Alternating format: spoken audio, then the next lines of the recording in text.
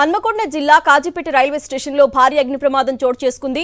ఆగి ఉన్న ప్యాసింజర్ రైలు బోగీలో పెద్ద ఎత్తున మంటలు ఎగిసిపడ్డాయి. గత కొంతకాలంగా ట్రైన్ను స్టేషన్లోనే నిలిపివేసి ఉంచినట్లు తెలుస్తోంది. రైలు బోగి మంటల్లో పూర్తిగా కాలిపోయింది. ఈ ప్రమాదానికి గల కారణాలపై రైల్వే అధికారులు విచారిస్తున్నారు. హన్మకొండ జిల్లా కాజీపేట రైల్వే స్టేషన్లో భారీ అగ్ని ప్రమాదం చోటు చేసుకుంది. ఆగి ఉన్న ప్యాసింజర్ రైలు బోగీలో పెద్ద ఎత్తున మంటలు ఎగిసిపడ్డాయి.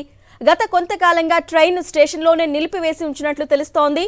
రైలు బోగి మంటల్లో పూర్తిగా కాలిపోయింది. ఈ ప్రమాదానికి గల కారణాలపై రైల్వే అధికారులు విచారిస్తున్నారు. మరిన్ని అప్డేట్స్ మా ప్రతినిధి శ్రీధర్ రెడ్డి అందిస్తారు. శ్రీధర్ రెడ్డి, గుడ్ మార్నింగ్ అరుణ. కాజీపేట జంక్షన్ సమీపంలో ఈ ఉదయం తెల్లవారుజామున ఒక బోగి అగ్నికి ఆహుతైంది. అయితే దాని పక్కకు గత కొద్ది నెలలుగా రైలు మరమ్మతులు ఉన్న నేపథ్యంలో రైల్వే ట్రాక్ పక్కకు పెట్టారు. అయితే రాత్రి కొంతమంది ఆకతాయిలు ఆ బోగిలో మద్యం తాగుతూ అదేవిధంగా దాన్ని నిప్పు పెట్టే ప్రయత్నాలు చేశారు.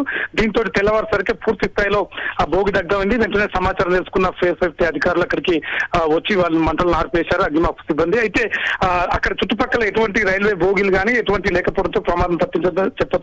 అర్ధరాత్రి కావడంతో ఎవరు రైల్వే పోలీసులు కానీ ఇటు అగ్నిమాపక దళ పోలీసులు కానీ ఎవరు చూడకపోవడం వల్లే పూర్తిగా బోగి దగ్గమని చెప్పొచ్చు. ఇటువంటి ప్రాణ నష్టం, ఆస్తి నష్టం మాత్రం అంటే కేవలం రైలు బోగి మాత్రమే అంటుకుంది. అక్కడ విద్యుత్ సరఫరా కూడా లేకపోవడంతో భారీ ప్రమాదమే తప్పిందని అధికారులు చెప్తున్నారు. దీనిపై పూర్తి స్థాయిలో విచారణ చేస్తున్నారు.